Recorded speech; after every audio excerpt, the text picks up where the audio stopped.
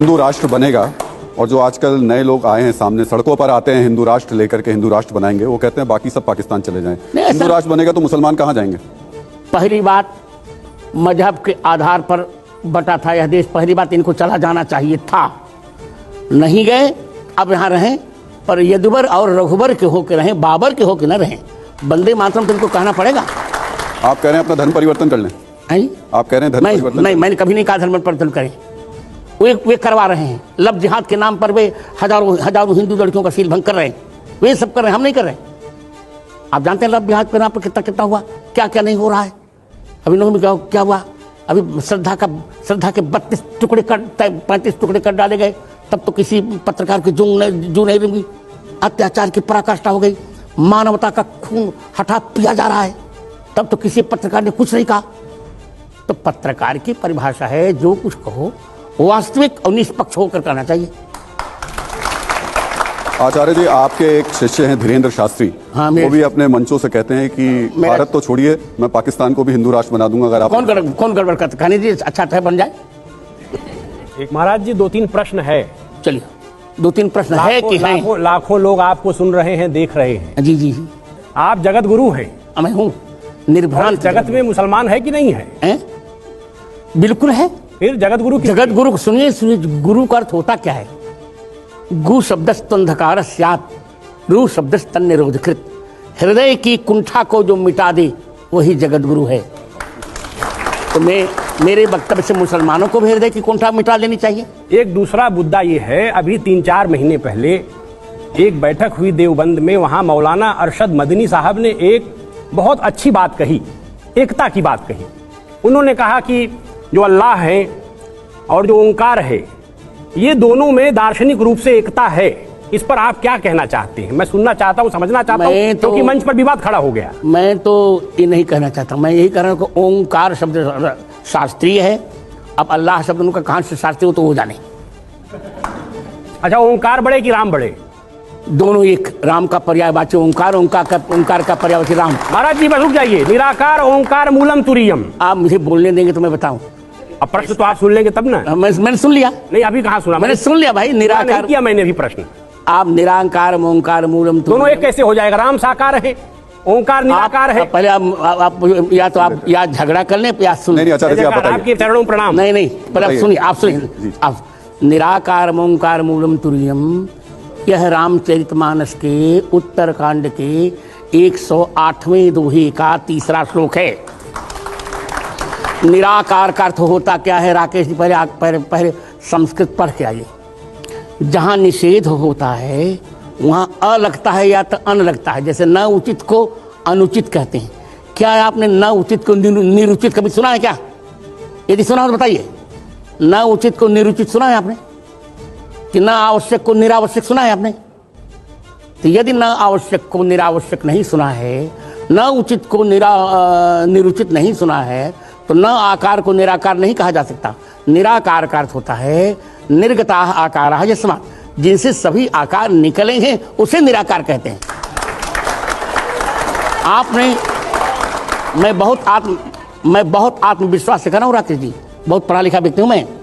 आचार्य जी सुनिए, जरा मैं एक वाक्य बोलूं। जी बिल्कुल बिल्कुल। यदि अनाकार शब्द आपने कहीं सुना हो ईश्वर के लिए, तो मैं आपके सामने त्रिदंड फेंक दूंगा अपना।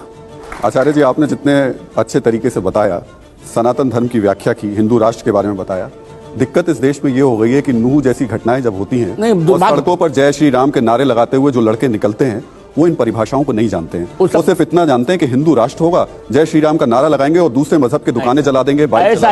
ऐसा नहीं होगा, ऐसे उन्माद को नहीं सहन किया जाए। मेरा वक्तव्य यदि कोई ध्यान से सुने, मैं तो कहा करता हूँ कि मैंने कभी चमत्कार को नमस्कार नहीं किया, प्रतिभा का सम्मान करता हूँ। मेरे प्रतिभा संपन्न वक्तव्यों को लोग सुने और सुन करके शास्त्रीय व्याख्या समझें। मैं संतों से भी कहूँगा कि संतों को बहुत पढ़ना चाहिए। आज सब कुछ हो रहा है पर संत पढ़ नहीं रहा है। स्वामी एक मैं आ रहा हूं एक बार, क्योंकि एक ये जो बार बार बात होती है हिंदू राष्ट्र की, अब अलग से हिंदू राष्ट्र बनाने जाएंगे क्या? और दूसरा उससे भी ऊपर है, आपके नाम में भी लगा हुआ है राम भद्राचार्य जी। हम लोग भी अवध के लोग हैं, राम ही राम सब जानते हैं। और क्या कहें? और राम राज्य की जब कल्पना करते हैं तो 2 चौपाई की लाइन है, दैहिक दैविक भौतिक तापा, राम राज नहीं काहू व्यापा। और उसके आगे भी है कि सब नर करहि परस्पर प्रीति, चलहि स्वधर्म निरत श्रुति नीति। ये आपको दिख रहा है क्या? कैसे हो? पूरा दिख रहा है। यही स्वधर्म है, हिंदुत्व ही स्वधर्म है, जो हिमालय के समान स्थिर हो। मुझे बोली दिया जाए, मैं आता हूं। संगीता जी, एक सवाल आपसे। जो हिमालय के समान स्थिर हो और इंद्रमानी चंद्रमा के समान सबको अमृत बांटते, यही तो हिंदुत्व है, यही तो भारतीयता है, यही स्वधर्म है। हमारे कुरानों में 33 बार कहा गया काफिरों को काट डालो। हमारे यहाँ कहा गया वसुधैव कुटुम्बकम मा हिंसा सर्वभूतानि, किसी की हिंसा मत करो। ये क्यों नहीं देखते आप? हमारा स्वधर्म यही है। पर मान लो कहीं हमारी बहन बेटियों की इज्जत को लूट रहा हो, तब अहिंसा परमो धर्म रटेंगे, गलत बात। तब तो अहिंसा परम अधर्म, तब कहेंगे अत्याचार हिंसा न करना सबसे बड़ा अधर्म है। संगीता जी, जगतगुरु जी, लगातार लगभग ये आरोप लगता रहता है कि पिछले 1 दशक में हिंदू जो है वो बड़ा उग्र हो गया है। क्या हो गया? उग्र। बिल्कुल उग्र नहीं हुआ। आप लगातार नहीं, अपने अधिकार को बेटी, अपने अधिकार को मांगना उग्रता नहीं है। नहीं, मेरा अपने अधिकार को मांगना उग्रता नहीं है। याचना नहीं, अब रण होगा, संग्राम महाभीषण होगा।